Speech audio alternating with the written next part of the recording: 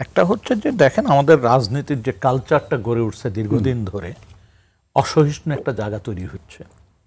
দ্বিতীয় হচ্ছে আমরা যে মেঠো বক্তৃতা বলে যেটা বলি, অর্থাৎ যে বক্তৃতা আসলে গুরুত্ব বহন করে না কিন্তু মানুষ বিভ্রান্তিতে পড়ে, এরকম বক্তব্য দেওয়ার তো আছে আমাদের রেওয়াজ।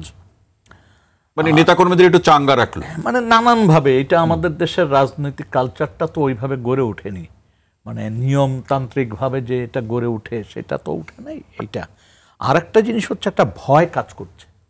ভয়? হ্যাঁ, ভয়টা কিসের?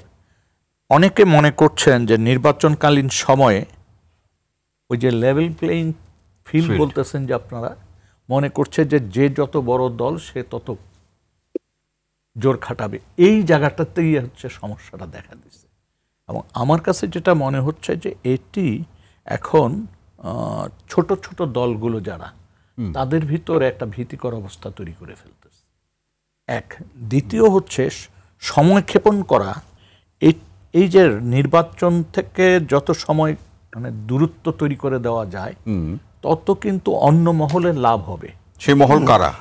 এই মহলটাকে আসলে সেই মহলটা তারাই যারা এখন সমঝোতা করতে চায় না কোনো জায়গায়, যারা মানে রাজনীতি অস্থিরতাটা বহাল রাখতে চায়, এবং যারা নতুন নতুন করে এক একটা ডিমান্ড সামনে নিয়ে আসে।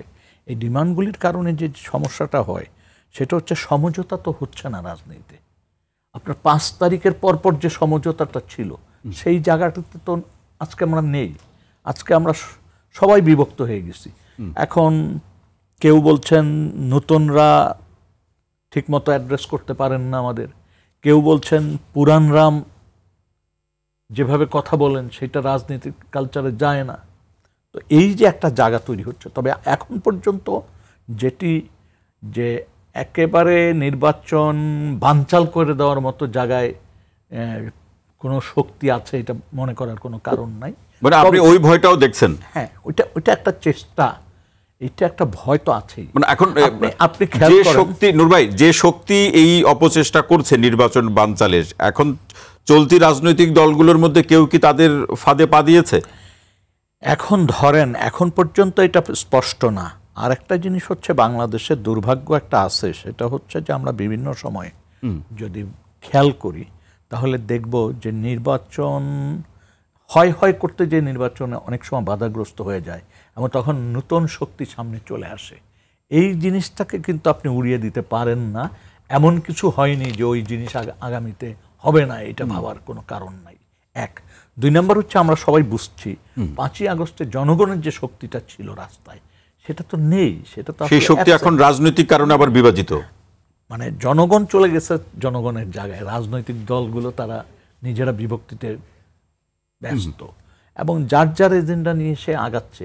এইখানে এমন কোনো এজেন্ডা তৈরি হয়নি যে শেখ হাসিনা পতনের পরপর আমরা এই কাজগুলো করব। সবাই যে কমিটমেন্টের জায়গা সেটা কিন্তু আর সুযোগ নেই। এখন মন্দের ভালোটা হচ্ছে দ্রুত নির্বাচনটা সেরে ফেলা। জি, নূর খান লিটন ভাই, এই জায়গা যদি কোনো কারণে সময় ক্ষেপণ হয় তাহলে দিন শেষে লাভবান হবে যারা রাজনীতিতে বাংলাদেশের রাজনীতি গণতন্ত্রের পক্ষে মানে পথে চলুক, এটা যারা চায় না দিন শেষে কিন্তু তাদের লাভ হওয়ার সম্ভাবনা। সেটাই মনে করছেন নূর খান লিটন ভাই। সেই ক্ষেত্রে এই যে কাজগুলি, যে সংস্কারের কথা বলেন, যেটুকু অগ্রগতি হয়েছে, এই সময় যে একেবারে অগ্রগতি হয়নি তা না তো। আরে ভাই, এখন তো আপনি যে জিজ্ঞেস করতে পারতেছেন বেটা গুম করছিলি কেন, খুন করছিলি কেন, এই কথাটাও বলা বন্ধ হয়ে যাবে কিন্তু।